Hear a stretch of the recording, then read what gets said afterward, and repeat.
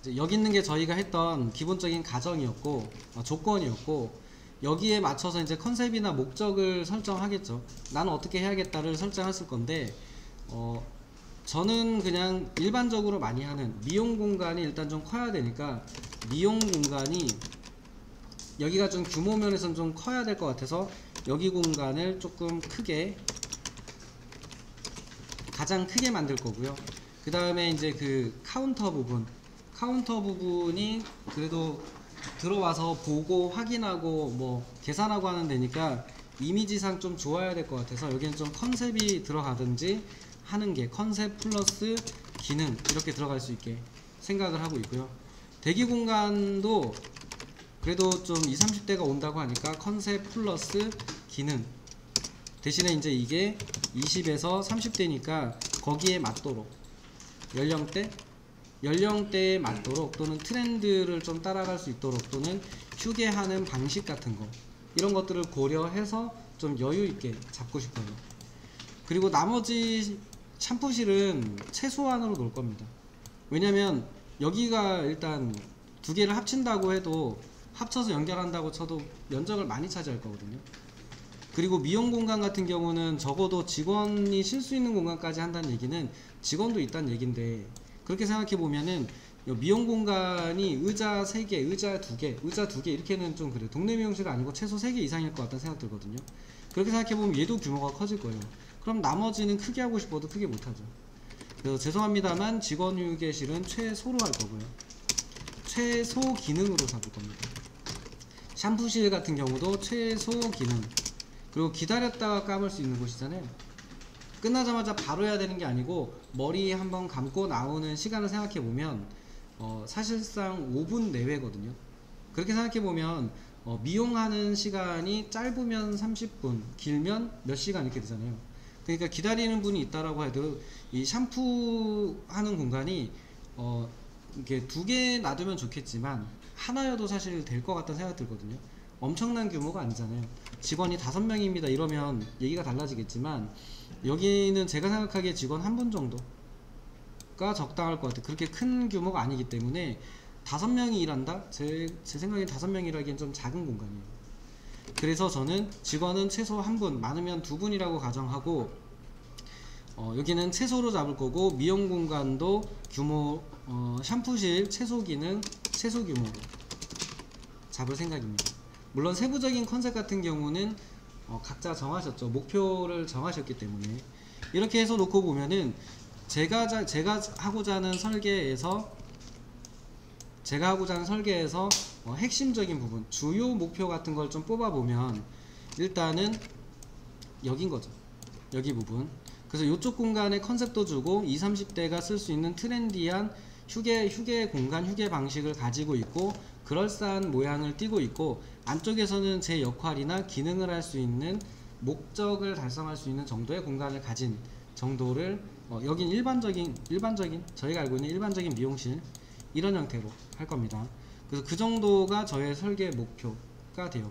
그리고 주요 설계 목표 중에 좀 뭔가 좀 크게 달성해야 되는 부분은 여기에요. 여기.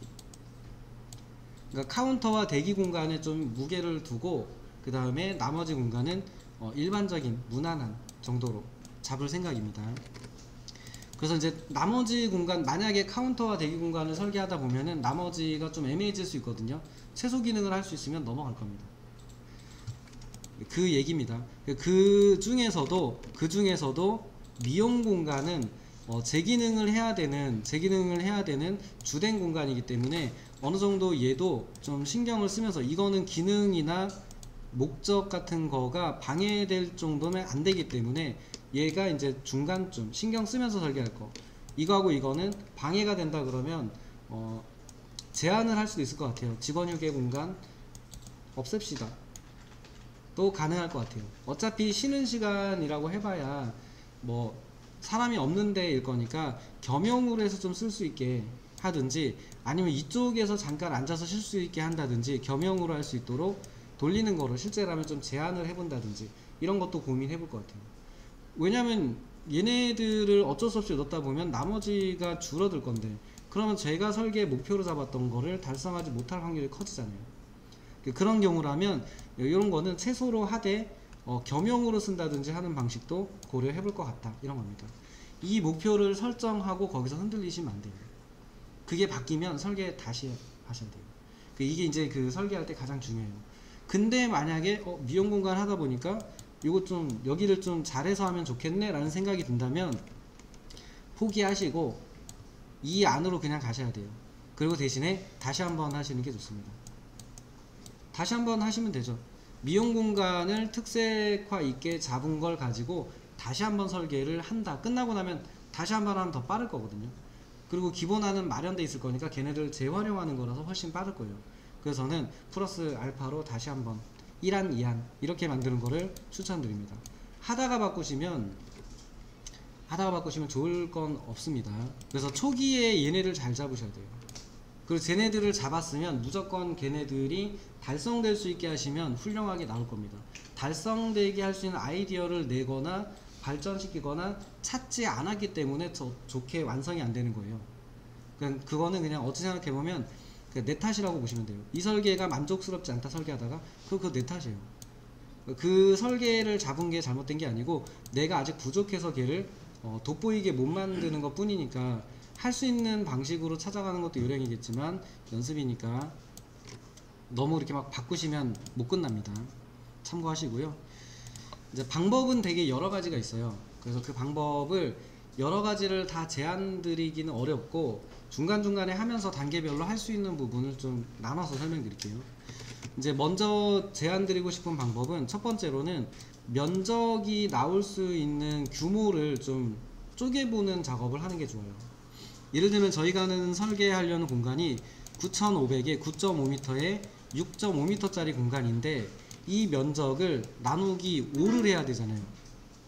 5개의 공간이 나눠 써야 돼요. 그럼 5개의 공간으로 나눠 썼을 때 면적의 비율이 나타날 거거든요. 그럼 적어도 이제 아까 제가 잡았던 거로는 카운터와 대기 공간, 미용 공간을 크게 잡고 싶었거든요. 그럼 얼마나 크게 잡을 수 있는가? 그리고 나머지 공간은 몇 제곱미터 정도 쓸 수 있을 것인가를 확인해 보셔야죠.